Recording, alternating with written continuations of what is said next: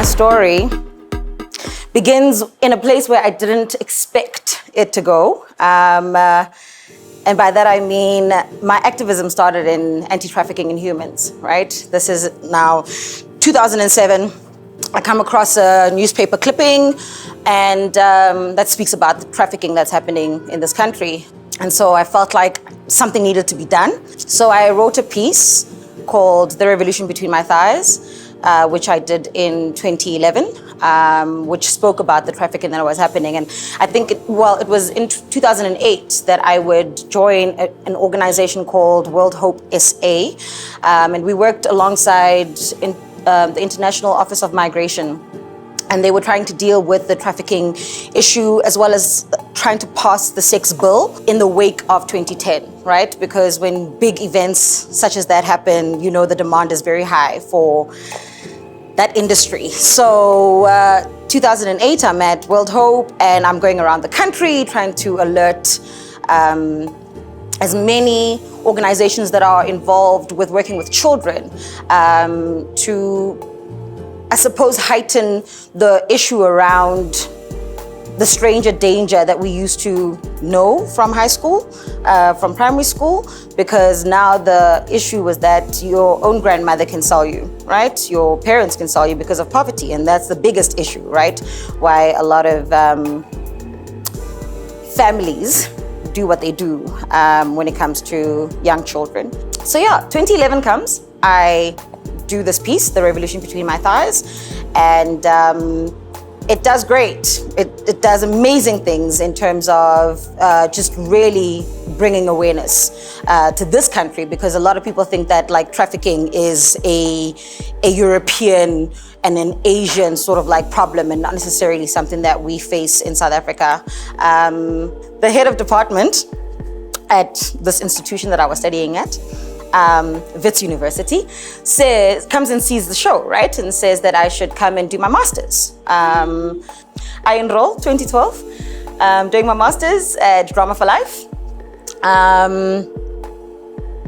And yeah, so I went down the rabbit hole because I thought what I wanted to do in my master's was start a program where we are reinstituting sex education in our schools, right? Because I don't know when last we all had sex education at school, like it died out. But then down the rabbit hole I went, led me to our fairy tale stories. Again, you know, the fairy tale that the princess, you know, gallops away into the horizon with a knight in shining armor. But what I realized was all those princesses were under some kind of form of trafficking.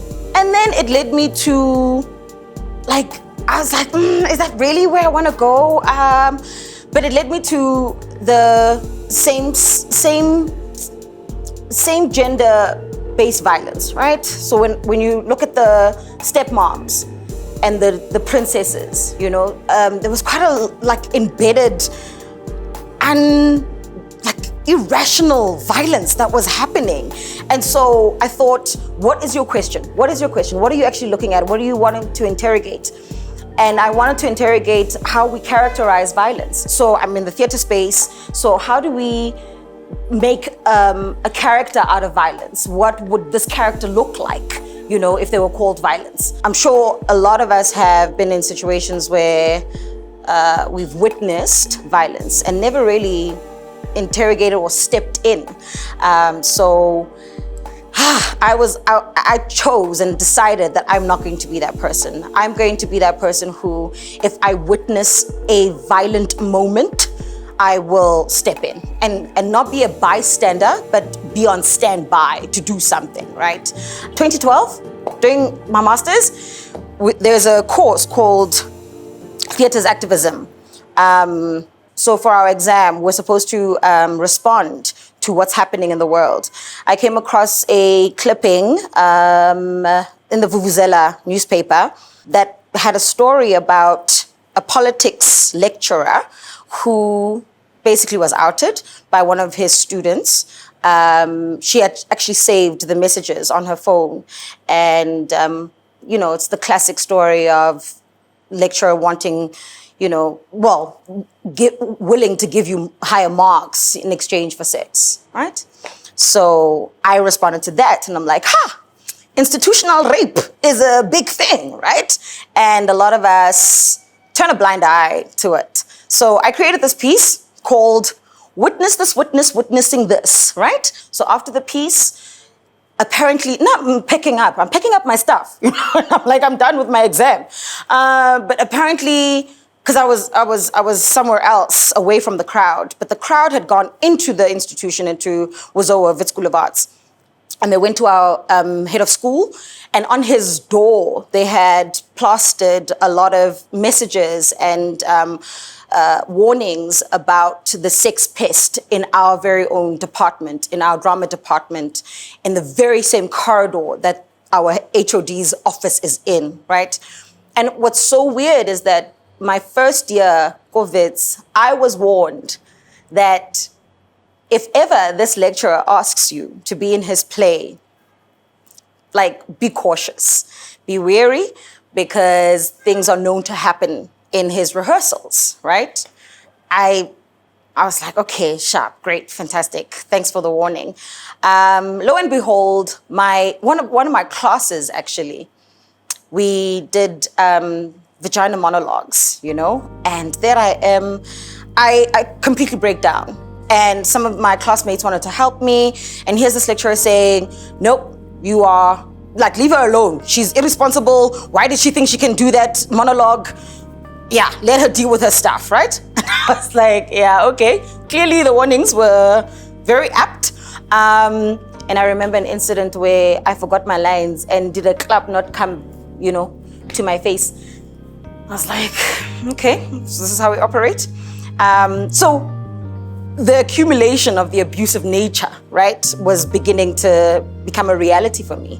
One of my big, and I won't say her name, Shem, but she signed her name on a piece of paper and had written that he asked me to masturbate for him. 7 years later, I'm ready to talk. Signed her name. HOD comes to his office, sees this, and then says, listen, can you please come to my office? What's going on here?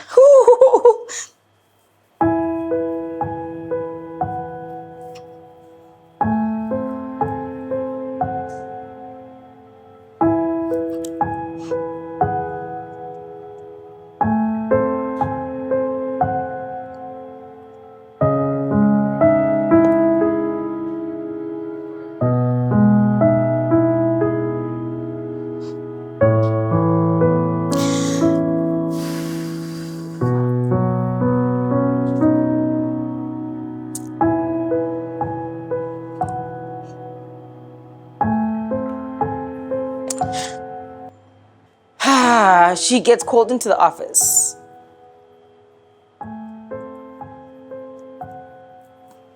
Why did you sign and say what you've said on my door?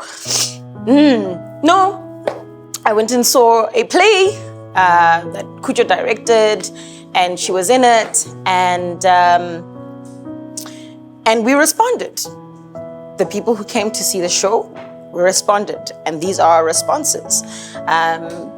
Because our HOD also could no longer lie about the stuff that was happening.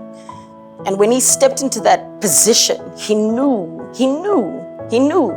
And it took him so long. It took a play for him to act. So I get called in, and he says to me, he has the balls to say to me, what do you want us to do? And I'm like, you've known about this for as long as I've been here. So why would you even ask a student what you should do? Are you insane?